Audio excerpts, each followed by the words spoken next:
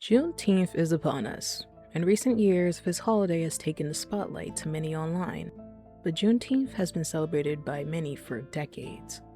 Many people even celebrate it instead of July 4th. But what is the history behind Juneteenth? Before we get into the video, make sure to like, comment, and subscribe to The Lazy Historian for more history, folklore, and other types of videos. Juneteenth is celebrated on the 19th of June each year. Since June 19th, 1865, it is the day that federal troops finally occupied Galveston, Texas, the last Confederate holdout, and began to ensure the freedom of all enslaved Americans in the state.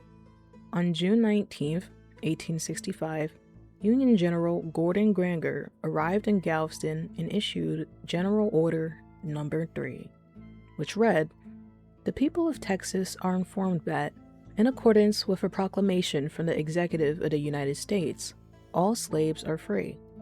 This involves an absolute equality of personal rights and rights of property between former masters and slaves, and the connection hereover existing between them becomes that between employer and hired labor. The freed are advised to remain at their present homes and work for wages. They are informed that they will not be allowed to collect at military posts, and that they will not be supported in idleness either there or elsewhere." This all stems from the Emancipation Proclamation, which was originally issued January 1st of 1863. On Freedom's Eve, or the eve of January 1st, 1863, the first watch night services took place. On that night, enslaved and free African Americans gathered in churches and private homes all across the country, awaiting news that the Emancipation Proclamation had taken effect.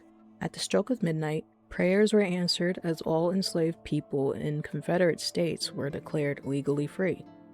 President Abraham Lincoln issued the Emancipation Proclamation on January 1st, 1863, as the nation approached its third year of bloody civil war. The proclamation declared that all persons held as slaves within the rebellious states are and henceforth shall be free. Moreover, the proclamation announced the acceptance of black men into the Union Army and Navy, enabling the liberated to become liberators. Hundreds of thousands of blacks did take advantage of the new opportunity to take up arms fighting to end slavery as members of the United States Colored Troops, USCT, and to flee enslavement as self-emancipators, but their efforts were not sufficient to end a horrible institution before the war's end. By the end of the war, almost 200,000 black soldiers and sailors had fought for the Union and freedom. Despite this expansive wording, the Emancipation Proclamation was limited in many ways. It applied only to states that had seceded from the United States, leaving slavery untouched in the loyal border states. It also expressively exempted parts of the Confederacy, the Southern secessionist states, that had already come under Northern control. Most important, the freedom it promised depended upon the Union, military victory. From the first days of the Civil War, slaves had acted to secure their own liberty. The Emancipation Proclamation confirmed their insistence that the war for the Union must become a war for freedom. It added moral force to the Union cause and strengthened the Union both militarily and politically. As a milestone along the road to slavery's final destruction, the Emancipation Proclamation has assumed a place among the great documents of human freedom. This is why it took over 2 years for the news to reach Texas. Juneteenth is the day when all enslaved people were officially free.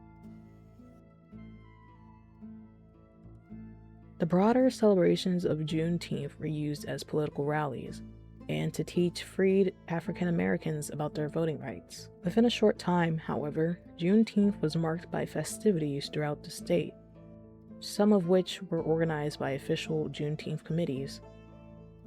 You'd have formal Thanksgiving celebrations and ceremonies at which the hymn "Lift Every Voice" furnished the opening. Public entertainment, picnics, and family reunions have often featured readings, pageants, parades, barbecues, and ball games. Blues festivals have also shaped the Juneteenth remembrance. In Limestone County, celebrants gather for a 3-day reunion organized by the 19th of June organization.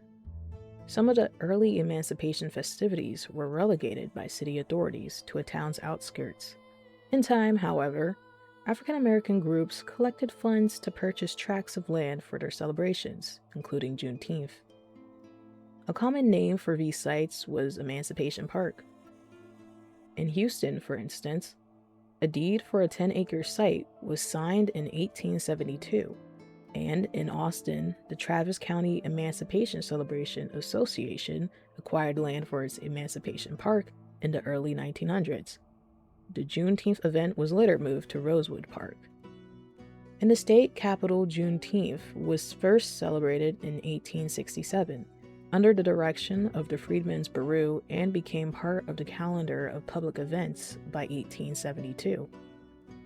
Juneteenth in Limestone County has gathered thousands to be with families and friends. At one time, 30,000 African Americans gathered at Booker T. Washington Park.